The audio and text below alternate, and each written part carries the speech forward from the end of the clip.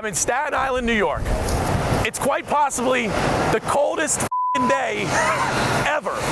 But we're finding these 52 American success stories, and we're gonna do it come hell or high water. I had the opportunity to sit down with the CEO of a company called RTS, an amazing American business story built around garbage, which is a $90 billion business here in the United States of America. Hey, we can't film this? No. No, not at all? We can't? No, can't. Oh, okay. All right, that's all right, that's all right. That's all right. That's what happens with the hustle. The question I have for you is why RTS? Why garbage? I think we've had this conversation. The opportunity wasn't about RTS or garbage. It was finding a niche or a placement for technology inside a space that's probably about 20 years behind some other industries. It wasn't even about success. It was about not failing in the beginning.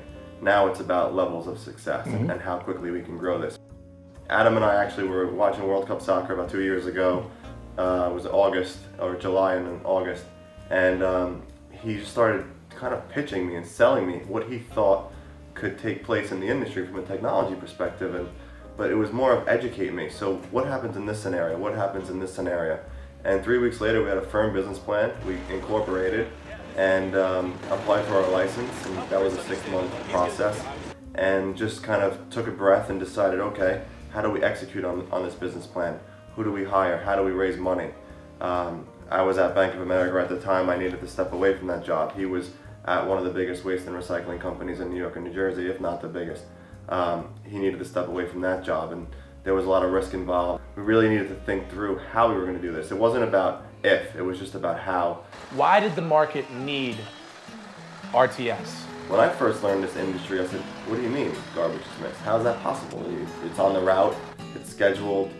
But when you really see the size and grasp of it, in New York City, it's 125,000 commercial customers a day.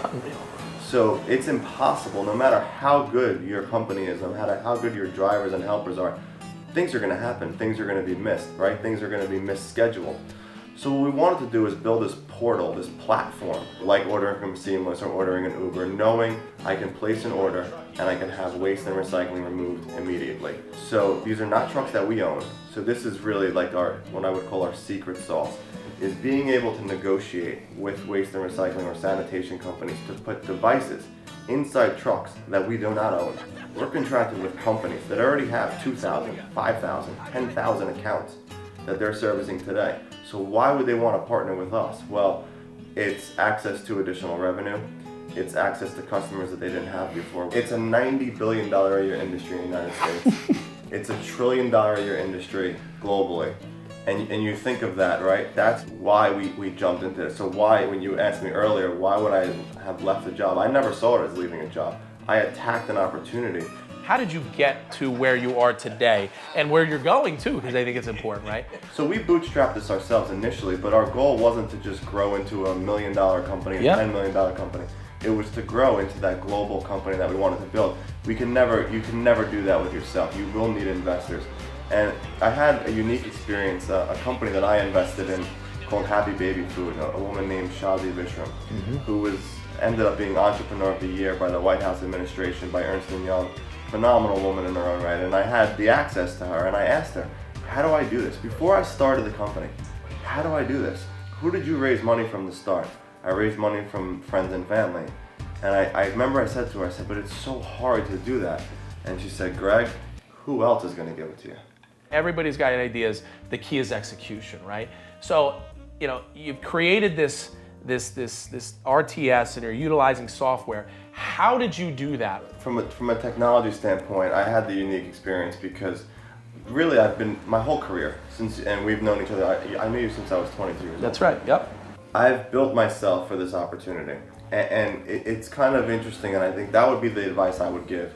Is when I worked in my previous jobs, when I was at PacNet, I was given the European region to. I remember. And they said, you need to interview people out there. So I flew out there, interviewed 16 people in 4 days. Really pushed myself to think about that. I pushed myself to interview 16 people that were in their 40s to 50s when I'm in my late 20s to get my experience.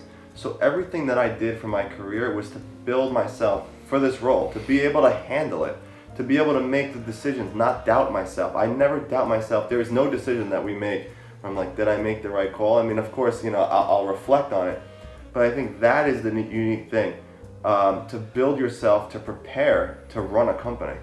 And I've done that since I was, you know, probably 14 years old. While Greg Lettieri has been preparing to run his company since he was a kid, the only thing that really matters in business is the now. And right now, RTS is poised to revolutionize a global industry, lay waste to the competition, and once and for all prove the old adage, one man's trash is another man's treasure.